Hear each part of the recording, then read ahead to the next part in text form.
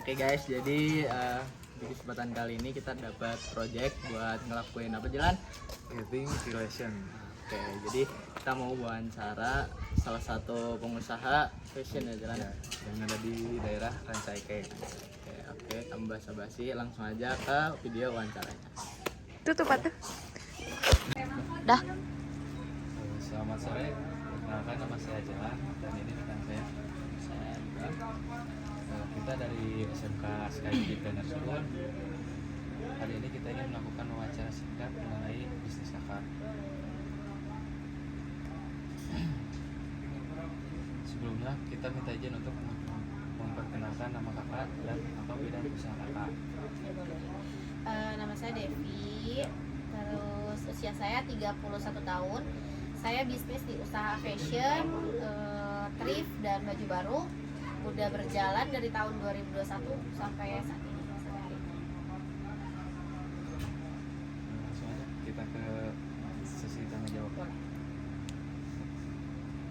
Pertanyaan pertama, saya mau tahu alasan kakak Devi memilih usaha jual pakaian Fashion yang thrift atau fashion yang baru?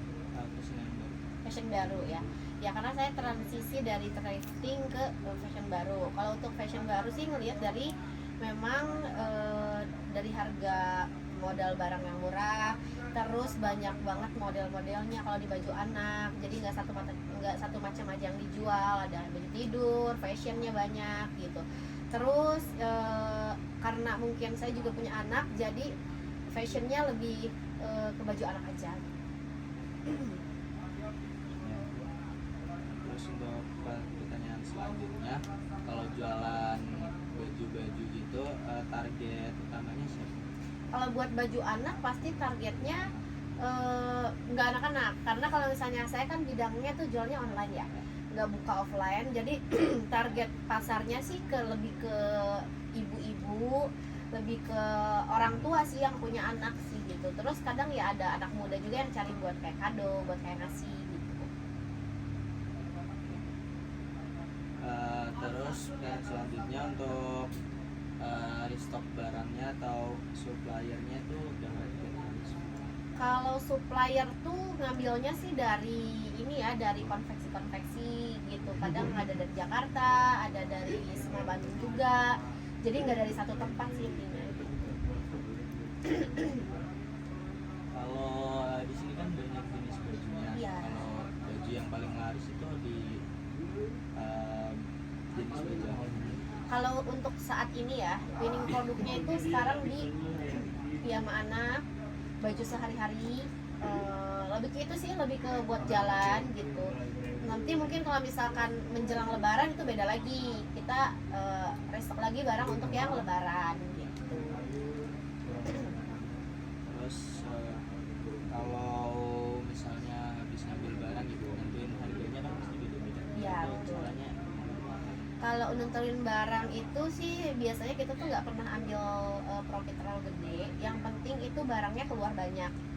Jadi lebih ke quantity aja. Nggak ngambil misalkan dari satu produk harus 2 kali lipat, itu enggak. Yang penting kita ada cuannya, terus udah ada biaya admin untuk si platform e-commerce-nya. Ya gitu aja sih yang penting. Nggak pernah ngambil besar sih sebenarnya. Biar karena kan kalau barang anak tuh banyak terus ya. Model-modelnya tuh baru tuh datang tiap hari, jadi biar nggak bosan orang-orang yang beli gitu. Terus selama bertahun-tahun ini jualan fashion, tantangan terbesarnya apa? Tantangan terbesarnya mungkin kalau sebelum ini kan baru ya, kita kan transisi dari thrifting ke fashion yang ini yang baju. Tantangannya sih kalau misalnya di online ya lebih ke traffic TikTok live kan, itu kadang naik kadang turun. Itu aja sih palingan kalau misalnya tantangannya. Kalau di yang lainnya sih aman aja sih. Terus kalau misalnya restock itu kualitasnya apakah semua bajunya bagus atau Kalau ada yang misalkan kita itu sebenarnya kita pasti yang pertama dari kualitas barang dulu, kualitas barang, bahan, model, gambar. Kalau misalnya anak-anak lebih ke gambar, kita pasti dari bahan dulu. Tapi ada juga yang mungkin dari harga gitu. Kadang ada harga yang lebih murah, cuman ya gitu balik lagi ke kualitas.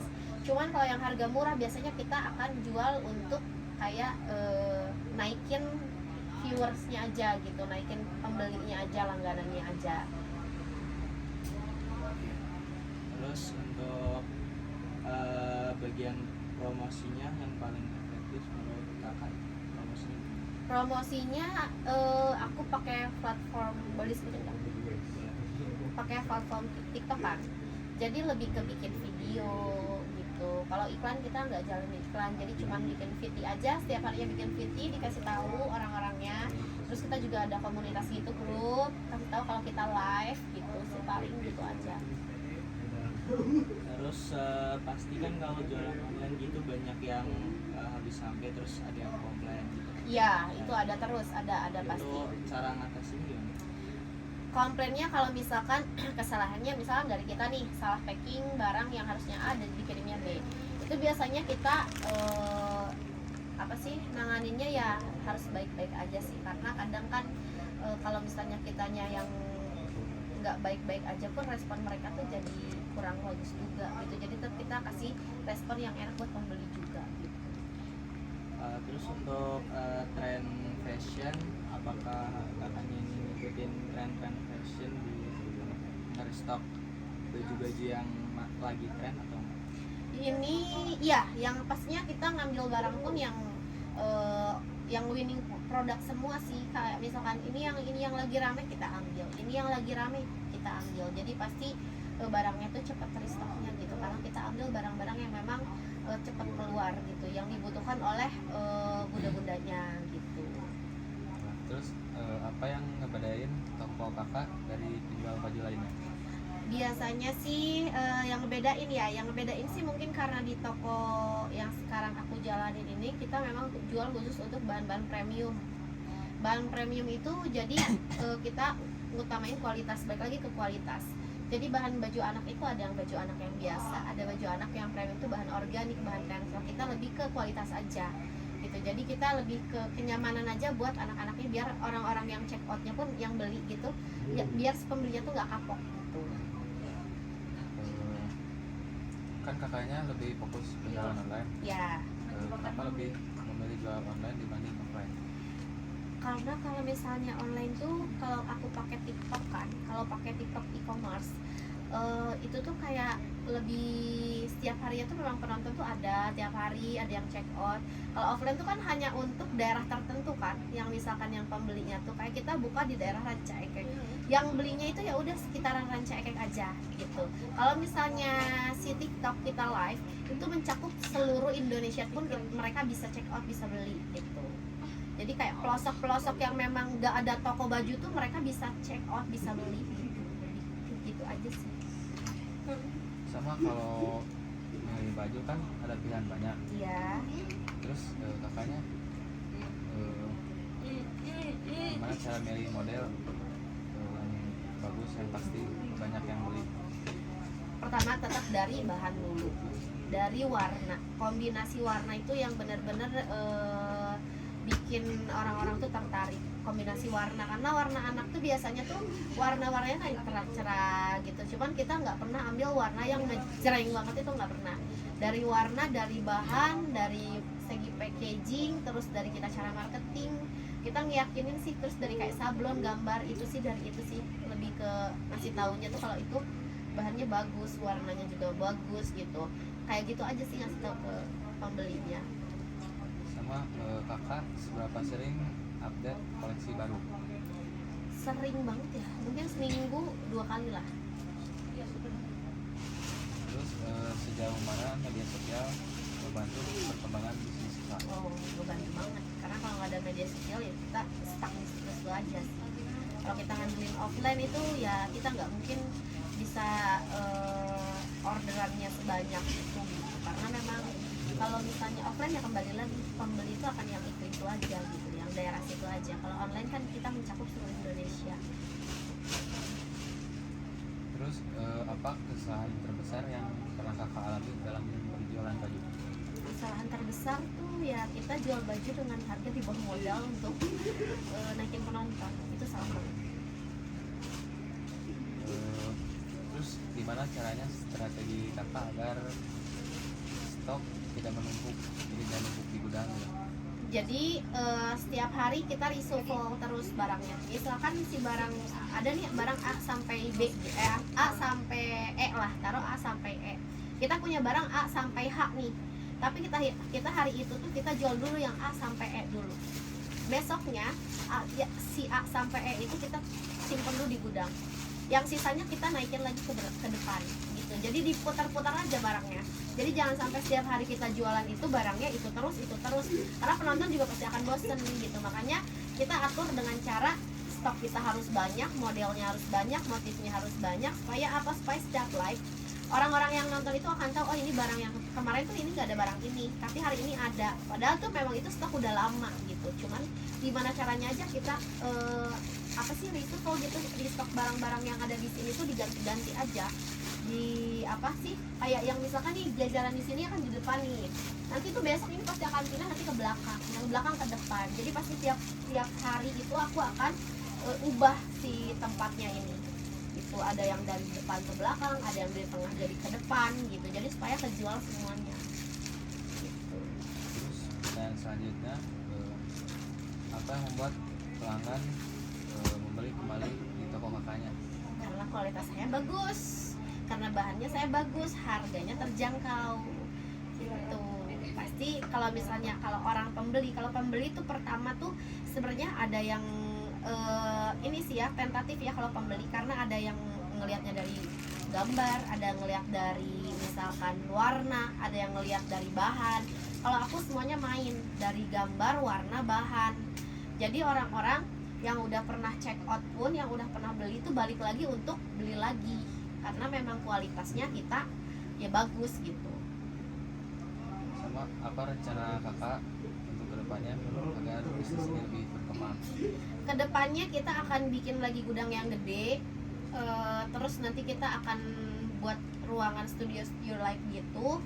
Jadi akan aku buka beberapa akun untuk live ini juga, ngerti nggak? Jadi kayak kita bikinin studio, misalkan kita bikin satu gudang besar, kita bikin 5 studio dan 5 itu ada hostnya nanti. Jadi ada 5 toko berbeda tapi dengan baju ini semua sama gitu. Sama pertanyaan terakhir, saran apa yang kakak berikan kepada orang yang baru ingin memulai usaha toko baju? Saran pertama udah pasti modal itu ya mungkin sedikit, kalau sedikit pun bisa, tapi lebih baik memang kita harus stop di modal pertama. Kedua, mental, karena kalau misalnya fashion ini kan bukan 1 orang 2 orang yang jualan, itu banyak banget. Terus itu tuh kayak persaingannya ketat banget. Jadi mental itu harus lebih kuat daripada modal sebenarnya ya. Sama kalau misalnya jualan fashion itu ya kuat kita bertahan aja. Kalau misalnya kita memang di awalnya jualan udah kayak putus asa duluan ya nggak akan jalan. Jadi kita harus tetap yakin gitu kalau misalkan memang toko kita yang lagi jalannya atau bisnis kita tuh akan maju gitu. Gitu aja paling. Jadi harus kuat, modal, mental, kuat sama bertahan gitu sih. Terus ada pertanyaan tambahan dari Oh, iya. saya kan, akhir-akhir ini kan ekonomi kan lagi sulit. Nah itu kalau misalnya penjualan menurun, strategi apa yang kakak lakuin? Yang pertama udah pasti kita terus-terusan live sih ya, karena kan memang saya juga ada karyawan gitu, ada lumayan banyak karyawan gitu. Emang tahun 2025 sih emang tahun terberat banget ya, karena semua orang lah ekonomi sekarang lagi sulit banget gitu. Cuman ya kuat kita bertahan, balik lagi kuat kita bertahan, dan kita mental yang nomor 1. Kalau misalkan memang ini biasanya kita di live 1 hari cuman 3 jam itu kita dulu udah enak, kita tuh ya misalkan di tahun 2025 itu harus kita 3 kali live baru kita bisa nutup gitu.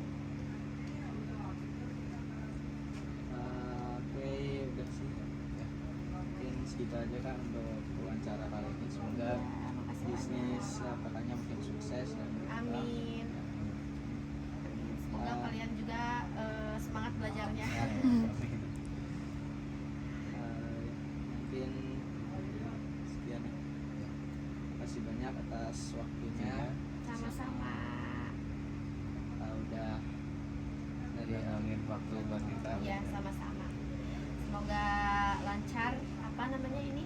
Projectnya. Projectnya. Kasih banyak ya.